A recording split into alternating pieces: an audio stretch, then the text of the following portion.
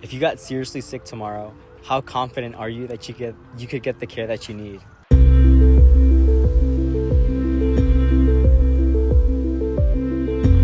Okay, if I was to get sick tomorrow, I'd be very confident in getting healthcare that I need because I know that the health center is only 5 minutes away from my dorm, so it's easily accessible.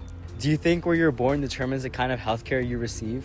Yes, I do think that where you're born determines the kind of healthcare you receive because in a lot of areas it's inaccessible or it might be too expensive for families to afford. Therefore, it's hard for them to receive it. Would you say that healthcare is a right or a privilege? I believe that healthcare is a right, but it's become a privilege considering the political climate and inaccessibility overall to receiving it. How long would you usually wait to see a doctor here in the United States? I would say in the US, it probably takes like 6 months to get any kind of appointment here. If you had a medical emergency tonight, where would you go and how far away would your healthcare center be?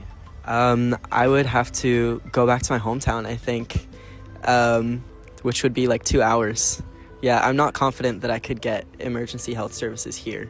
I don't actually know where the ER is here, but if I didn't want to be paying a bunch out of pocket, I'd probably have to go home, which is Orlando, which is like 4 hours away. When was the last time you saw a doctor? And when was the last time you had a physical checkup? I saw a doctor like a couple days ago for strep, but I haven't had a checkup in, I think, a year and a half.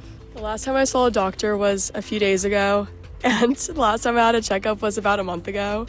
Last time I saw a doctor was yesterday. Last time I had a checkup was several years ago. What's the chance a child here dies before age 5?